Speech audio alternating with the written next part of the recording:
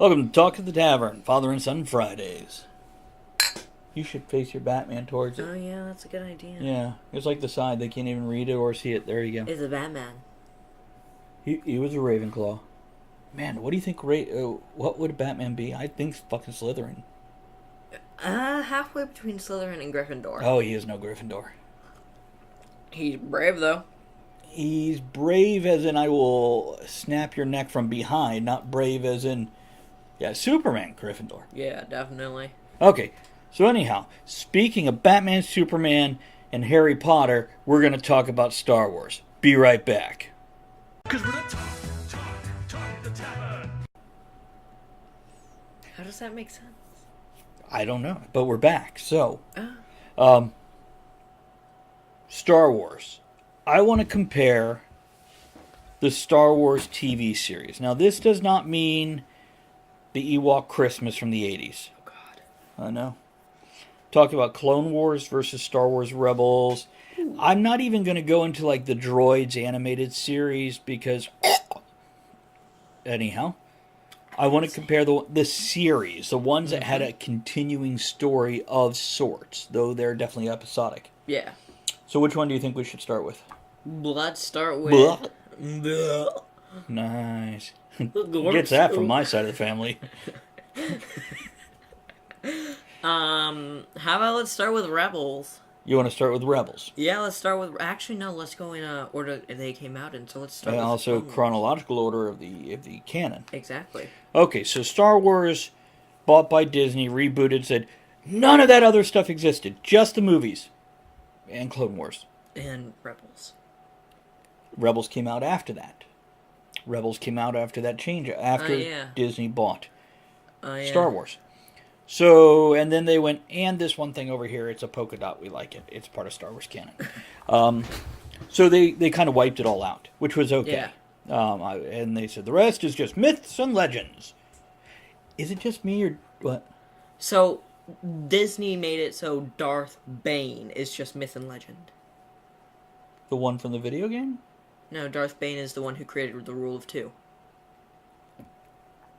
Well, yeah. That's dumb. Why? Because he's kind of a big part of the history of Star Wars. Not in the movies, he wasn't. Eh. Anyhow, I have a question. And comment below, let us know.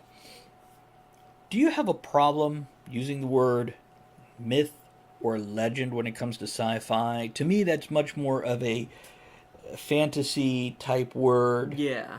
And I don't feel like it fits.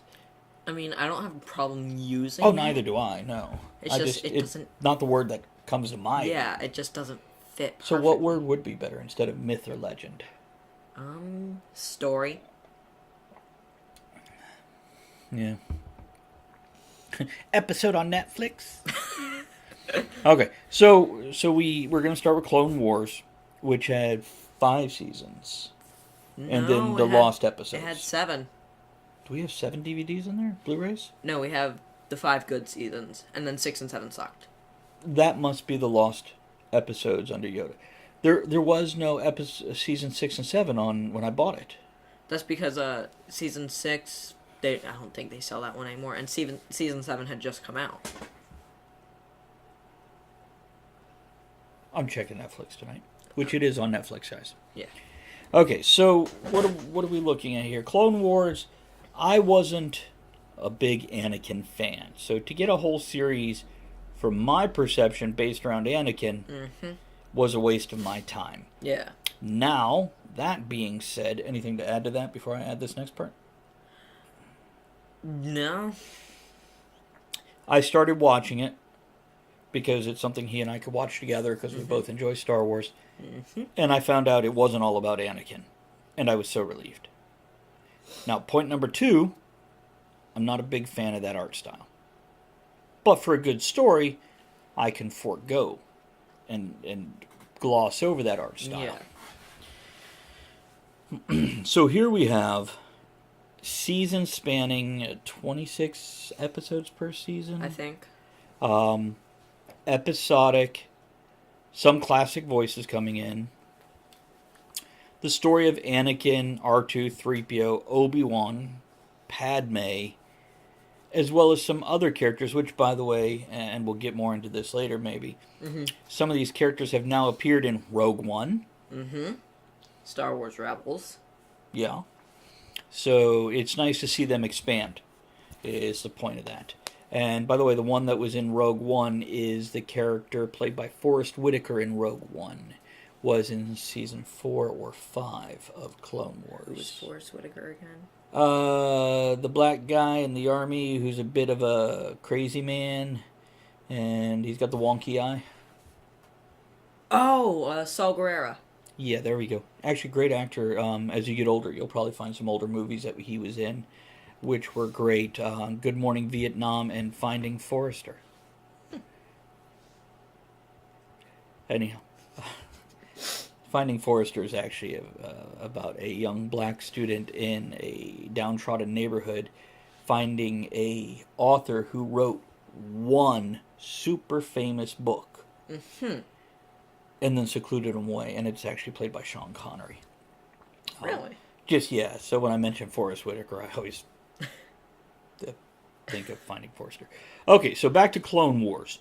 Yeah, it's nice. Now, they did some crazy, stupid stuff in this. Like, they brought Darth Maul back with a mechanical bottom half. Now, as crazy, stupid that is, they did it cool. Yeah. They and spoilers, in case you ever watched this series that ended 10 years ago, they brought him back as, like, a hooded hermit. Very harmless, little kind of crazy old man feel to him. And then he drops the cloak and he's a bit badass. That was Rebels. That was Rebels. Not Clone Wars. They didn't bring back from Clone Wars? They did bring him back. It's just he wasn't cloaked hermit. He was, I'm going to kill you. Sorry. Spoilers for Rebels, too, which is still going on. Yeah. That was season 2 that they did that. Yeah. Sorry about that. We'll get to that.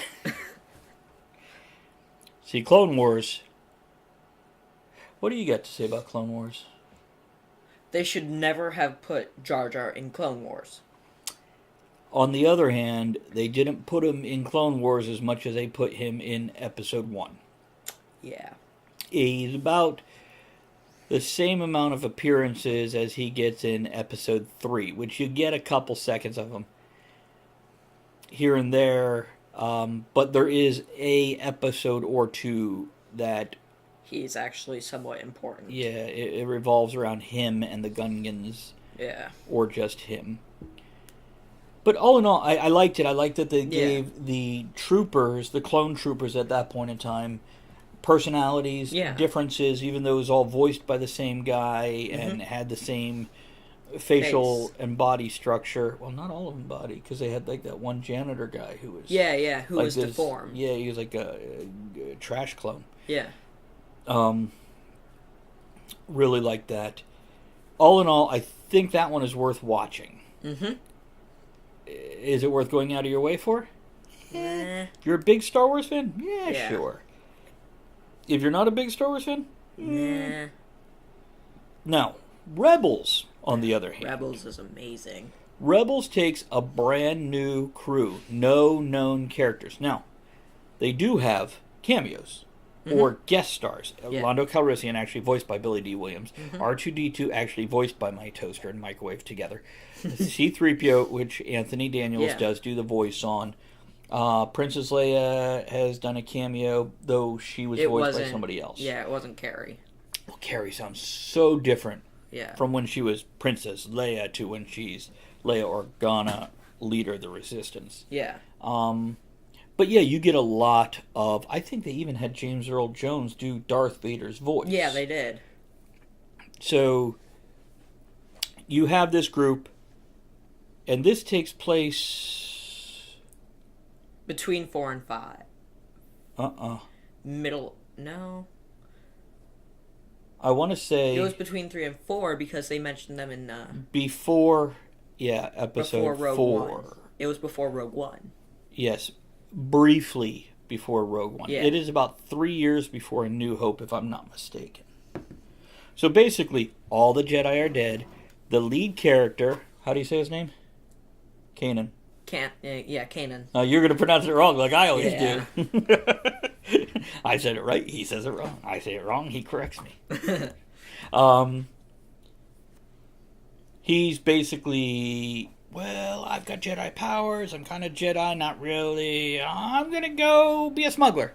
Actually, he has a story. He used to be a Jedi apprentice, but once Order 66 hit, his master gave him his lightsaber and told him to run as far as he can. Yeah, he was all like, get out of here. I don't even like you. And he threw rocks at him. Run, old yeller. This is not a movie about a dog. No. Close, though. There is a Mandalorian, like a teenage chick, but probably a little older than teenage. Pretty cool. She loves graffitiing and blowing things up. Every teenager ever. And I'm actually not really complaining about that. There is Uklok from Thundar. Hanna-Barbera cartoon from the 70s. What's the big guy's name? Zeb. Yeah. Uklok. But he's cool, and he's your Wookiee equivalent, but he speaks English, and he's hairless and purple and suction cups to walls. There's a goblin. You have a Twi'lek, which is the race with the brain tentacles.